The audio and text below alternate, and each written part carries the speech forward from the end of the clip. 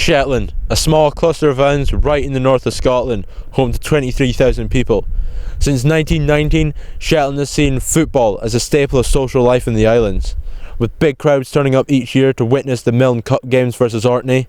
And in 2005, 5,000 people turned up to Gilbertson Park to witness Shetland win gold at the Island Games against Guernsey. Shetland is home to around 20 football pitches, from Bonham Pitch in the south to Unts Leisure Centre in the north, and home to around 28 football teams, from the Rebels in the west to Walsall in the east. I spoke to George Smith, the president of the Shetland Football Association, to get more insight on football in Shetland.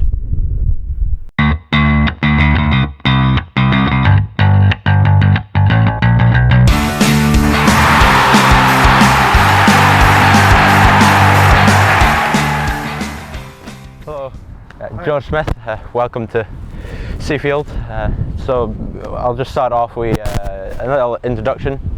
Could you just tell our audience what you do, how long have you been in your position? Yeah, sure. I'm George Smith, I'm president of the Shetland Football Association. I came onto the association again in December of last year.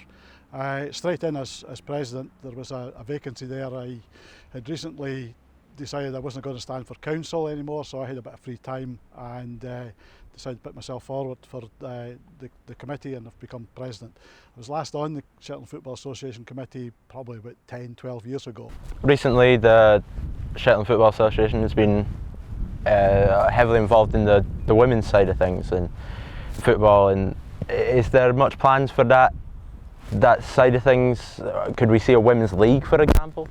Yeah, that's a really interesting question, because just earlier this week we had a meeting where we brought together the Scottish Football Association. They had representatives for the women's football, along with the Junior Association, the girls and women's representatives. Ability Shetland were there as well, along with ourselves as representatives of the Senior Football Association, and staff from Sport and Leisure. So we had Jack Clubb, the Sports Development Officer, there.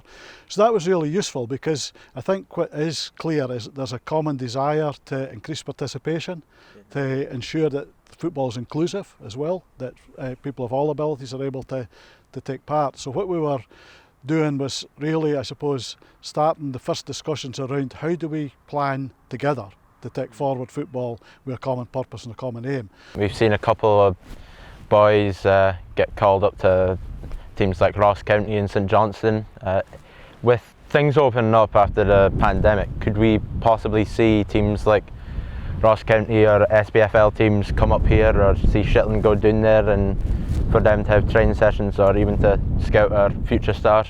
Yeah, it's always important that everybody can try and fulfil their potential. So for some young folk, that'll be about trying to take a step beyond Shetland football. So yeah, if we can develop links with the likes of Ross County and their academy, and I think we've got maybe about 4 youngsters now associated with Ross County, then that has to be good. For others, it'll just be about enjoyment here and being able to play for as long as they can.